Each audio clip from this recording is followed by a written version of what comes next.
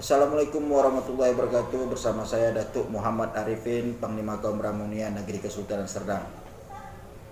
Saya sedikit membahas kata penjajah yang kita pahami dan yang saya pahami secara pribadi bahwa penjajah itu adalah suatu bangsa atau suatu negara yang ingin menerapkan hukumnya, yang ingin menguasai lahan dan wilayah di daerah bangsa lain agar bisa dikuasainya. Sehingga untuk itu bagi bangsa yang ingin menjajah atau negara yang ingin menjajah akan menakluki penguasa yang ada di wilayah atau bangsa yang ingin dijajahnya. Pengalaman sejarah Republik Indonesia ini, Belanda dicap sebagai penjajah dengan hukum KUHP-nya. Dan terbukti para pahlawan yang tercatat dalam sejarah Republik Indonesia ini rata-rata para raja, para bangsawan, para pangeran dan lain-lainnya petinggi di kerajaan tersebut, sebab Indonesia pada saat itu masih berbentuk kerajaan. Maka tercatatlah Sultan Hasanuddin, Sultan Iskandar Muda, Tuanku Iman Bonjol, Pangeran Diponegoro, dan lain-lain sebagainya.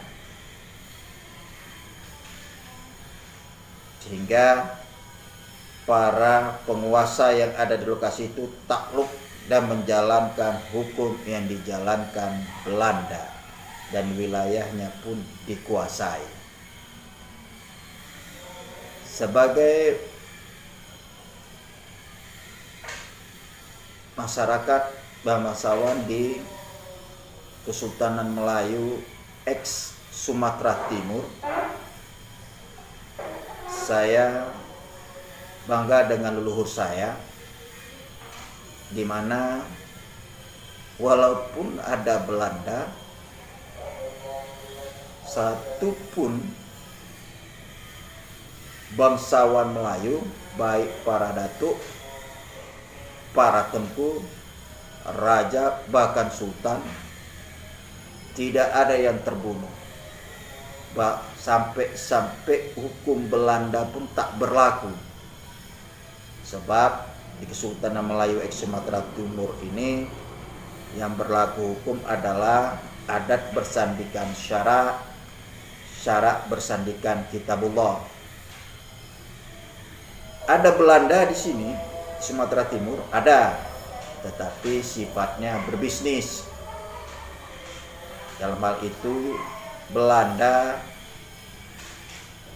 meminta lahan, meminjam lahan untuk dibuat perkebunan, dan hasilnya akan dibagi oleh para sultan, para raja, para datuk, dan untuk rakyat yang ada di bawah kesultanan ataupun kerajaan yang tanahnya dipakai oleh Belanda. Adat bersandikan syara, syarat bersandikan kitabullah juga berlaku kepada pekerja yang dibawa Belanda. Jika dalam sejarah Indonesia bahwa Belanda sana, di negeri Jawa sana, di daerah Jawa sana, sampai masyarakat Jawa sana itu dikenal dengan kerja paksa yang dilakukan Belanda, bahkan hidup pun susah. Di Sumatera Timur itu tidak terjadi. Bahkan masyarakat Jawa yang dibawa dari daerah Jawa sana kerja di perkebunan di bawah Belanda, dikasih rumah, dikasih tanah untuk bercocok tanam, dikasih pun gaji. Tidak ada penindasan ataupun penyiksaan yang dilakukan oleh Belanda. Dan hukum tetap adat bersandikan syara, syarat bersandikan kitabullah. Tetapi pasca proklamasi kemerdekaan bangsa Indonesia, di mana pada saat itu bangsa Melayu tidak pernah, dan memang menurut sejarah yang kami turun-menurun tidak pernah menyatakan dirinya bangsa Indonesia, tetap bangsa Melayu. Jadi tidak terlibat dalam proklamasi tersebut.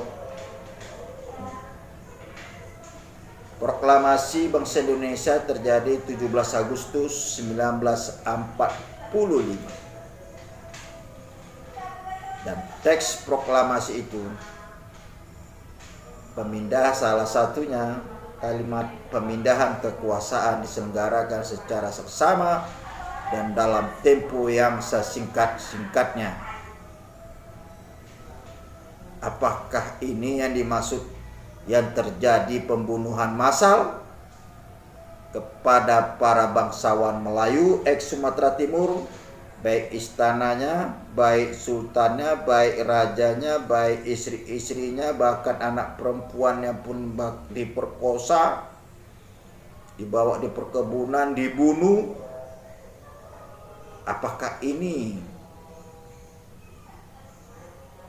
hasil dari teks proklamasi itu?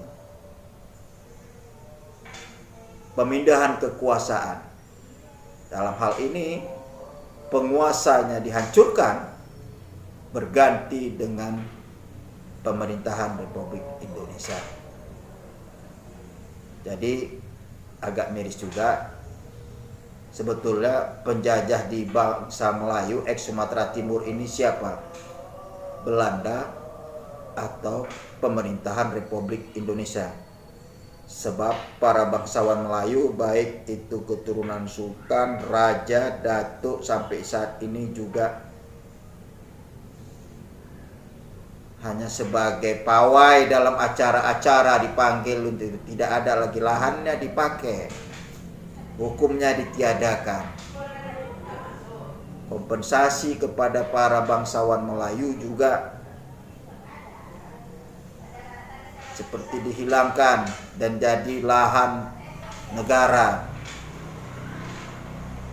Saya harap pemerintah memahami ini, bahwa bangsa Melayu merdeka dari siapa dan dijajah oleh siapa. Sekian dari saya.